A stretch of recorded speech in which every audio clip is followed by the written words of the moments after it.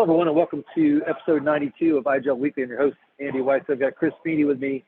Chris, I am working from a hotel lobby. I've got meetings with ServiceNow here in New York all day today, and I'm super excited about that. I'm excited about, one, helping IGEL potentially internally with ServiceNow, and also helping you and your customers get integrated. So I'm not going to talk a lot. I'm going to kind of ask you some questions and walk you through the blog, but get you to talk most of the time because I am not in the best audio situation. Understood. We've all been there, and but the miracle of the days that we live, we can work from anywhere. So let's get after it. Yeah, sometimes that's a blessing and a curse, but we get stuff done, which I think is the most important part of the whole work from anywhere world. That's right. So, Chris, why did you bring this blog forward to cover today, a week and a half after IGEL disrupts?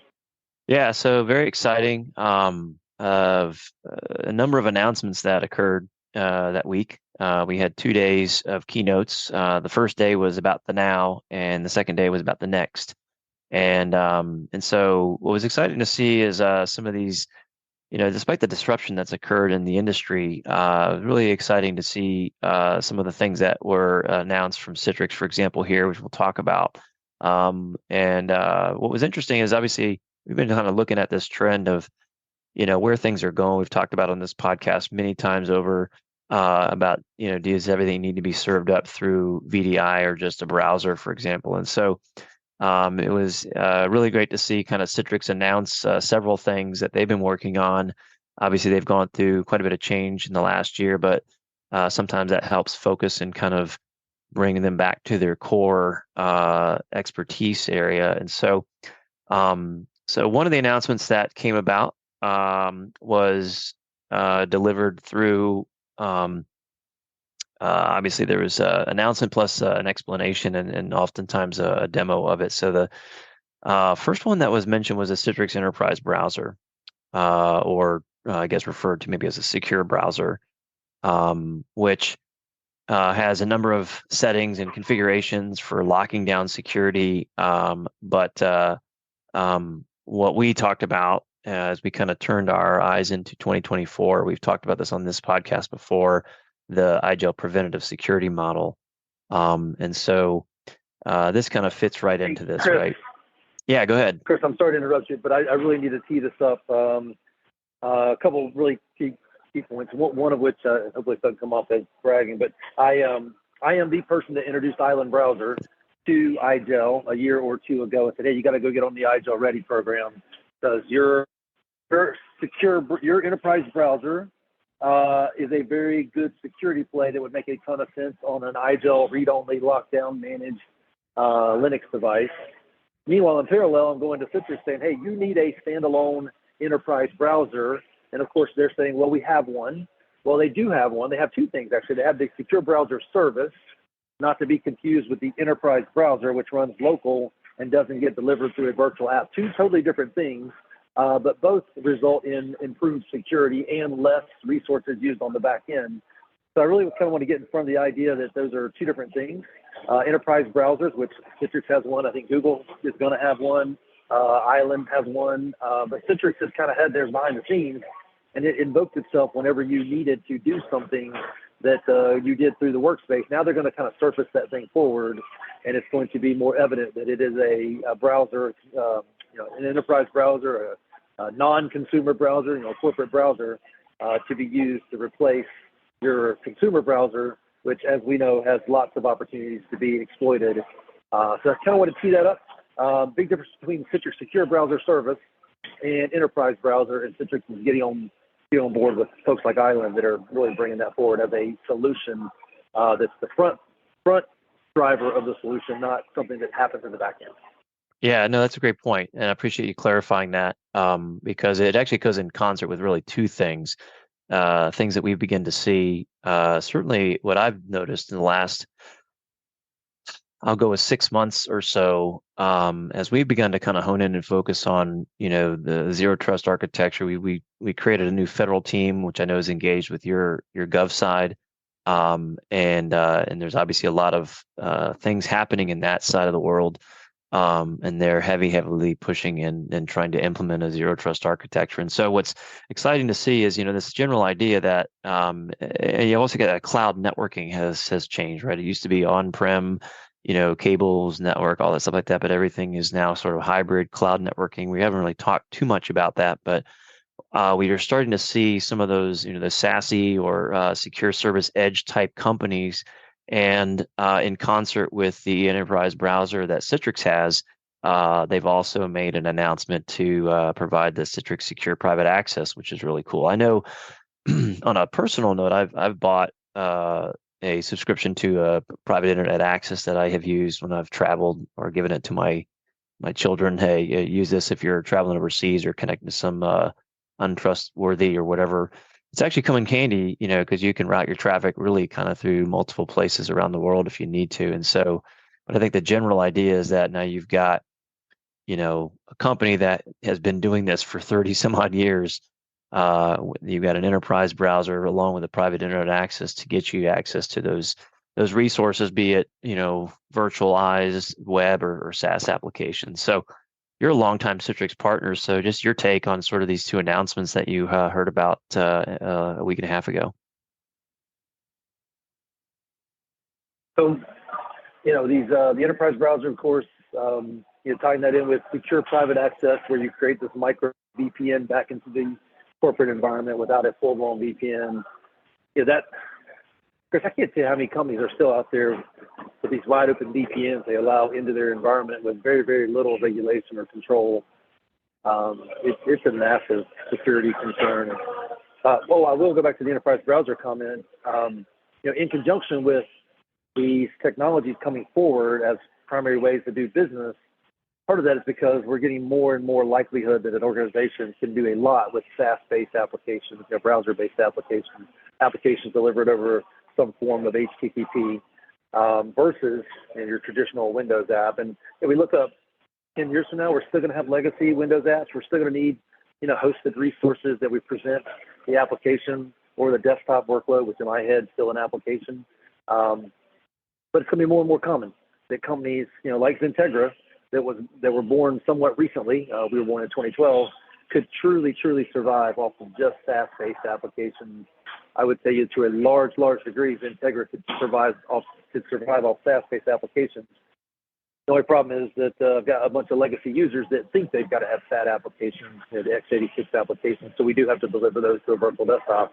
But if we force them to, we can get away with all SaaS applications. And then finally, the Uber agent piece, which we've been using Uber agent for a long time with a handful of clients.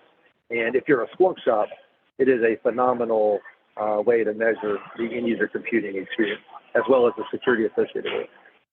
Yeah, no, that's the third one that we want to talk about. I think a couple of things I wanted to go back to what you just mentioned, just generally using SaaS, right? I think it really has become all about the apps, right? The platform. We think about, in the last, I'll go with 20 years, but we've seen the rise of the iPhone and the mobile phone in general. But I think the thing that kind of turned me towards, the platform like that, and there's diehards on Android or whatever, but it doesn't really matter. It's really the apps, but not just the apps. Like there's some cool apps out there, but it's the usability of these things, and they keep getting better. Whether it's doing expense reports or looking for travel or checking the weather or flights or whatever like that for those that travel. I mean, and then the types of information, but the usability to get work done in some cases, or find out information or look it up, that doesn't necessarily require that keyboard and mouse kind of experience. But I remember I kind of a couple years ago when you had your kickoff in Nashville, I remember like, what, I'm going to deliver this presentation from a browser with the Microsoft suite. It was just pulling up PowerPoint from Edge, joining your Teams call that you had set up for those that were not able to join in person, and then just run it from there. And it went flawlessly. It was fine. And I think we're starting to see more and more of the browser experience versus the FAT. There are certain features that are still based in the FAT client kind of thing, and I think maybe ultimately some of those will be fully ported over, but a browser, you can get a lot done with just a browser these days in some of the apps. What's interesting is I think what we're starting to see is islands clearly capture that there's a market for securing that most common app. And if you look, I remember so we did a lunch and learn down in Jacksonville. I was with your security guys there, and Island presented, and the most commonly used app in business is the browser, but it just hasn't been easily managed. And some of the cool things that you can do when you control the browser experience, you lock it down. I think that we're going to see a massive uptick. And then, of course, I think we've talked about this, sort of the long tail of Windows applications is slowly kind of working its way downhill, where ultimately you don't necessarily need that to be installed locally in a Windows OS. You can just use a browser from any type of OS. So I think we're kind of heading downhill towards that. It's going to take a while, but these are the trends that we're starting to see. On that note, Chris, I'm again traveling for the first time in several months, really, for customer visits. I've been to a couple conferences, but I used Island Browser yesterday on the plane, and I used Island Browser to connect to my Citrix desktop through an HTML Citrix workspace connection. And so I literally used SAS through a SAS-based or focused application to get to legacy x86. And it all just kind of blended together in a seamless experience. Yeah. What I love about this is from an airplane. Yeah, isn't that great? I mean, I was just thinking, I was doing an expense report, and I had to buy flight internet on the way home from Disrupt because I had a few slides to work on for a presentation, and then I was going to be out for a few days for PTO before. We had to submit that presentation that day, but it didn't take much. It was just, but while on the flight, I'm collaborating with my colleague, as we're looking at slides and moving things around, and, it was super easy. I mean, we can work kind of, from a lot of different places, but doing that from the plane, I've done it with RDP connections from the plane, which is super interesting. But what's exciting to see is just sort of, again, some of these very cool technologies that are starting to get more and more attention. But and obviously Citrix up there on stage, kind of introducing some very cool things for customers that are able to leverage these capabilities. And then you touched on it earlier, the Uber agent, right? This is something that, as we've shifted more to that OS focus and not the hardware. One of the things that has clearly risen is you need visibility, especially if you're going to be an MSP selling IGEL and you're going to be managing those devices.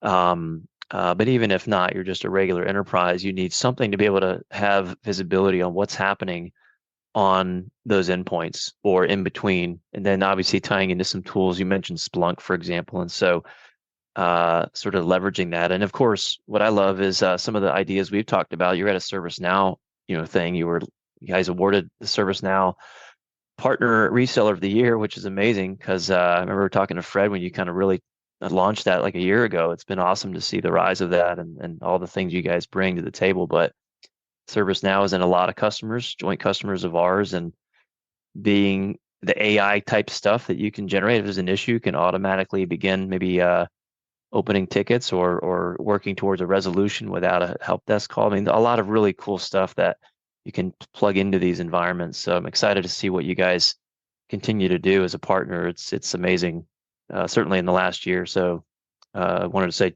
congratulations to your team on that award, by the way. It's just an example of all this coming together to provide modern solutions for customers that are going to include things like AI, and SaaS apps are going to be a big part of that story. And having a endpoint that's capable of running those SaaS apps without being Windows is going to be key to the productivity and the security element. Yeah. Well, like I said, that's for at least for today's podcast. We've touched on kind of those three big announcements from Citrix. We had about 20 different ones that were presented last at Disrupt. And we can, on future podcasts, really talk about and highlight some of those things as well. But yeah, we roll into those in the future. So, Chris, the enterprise browser from Citrix Is it available through your app store today, or is it still in some type of preview? It's a great question, and since we're on the podcast, I'm gonna check right now. And so we have a middle app store called the Playground, which is where things are right before they go to production. So I'm looking here, and it looks like it is not yet there. So I think it's coming soon. Let me check. We had a number of things. So we've got the Citrix EPA client. So there's a Citrix Gateway VPN client, and then of course the Workspace app. So pretty soon, I guess we'll see the enterprise browser show up, as well as the private internet access, and then the Uber agent. So I think I saw a couple of your team members playing with it the other day. So it's coming, yeah, I'm sure. There's a development portal that is sort of the early part where if we're working with an IGEL ready partner, they will submit something, and then it'll stay there. And then once we kind of get through some initial phases, then it'll move to what's called the Playground, where IGEL internal employees can be looking at it, or we've done that before, like at some trade shows where we use an app that's in the Playground that's not quite publicly available. So for example, Island Browser is in the Playground. It's soon to be released. I don't know what the release date is off the top of my head, but it's sitting there right there, and it goes through a couple different tech previews, and then it goes to a release candidate, and then eventually it goes to the public portal. Excuse me. So that'll be the case with the Citrix announcements that we've had, and when we do the LinkedIn stuff here for this one, hopefully we'll have some idea of when those can be available for customers. Okay, awesome, Chris. Well, Chris, let's wrap it up with this one, and then you sent me another blog that we all plan to do next time. Hopefully I won't be in such a loud place. I apologize again for that, but we're getting stuff done and getting more content out there on IGEL, even if there's a little background noise. All righty, man. Always a pleasure, Andy. Thank you for your support, your partnership. All right. Till next time. Thank you. See ya.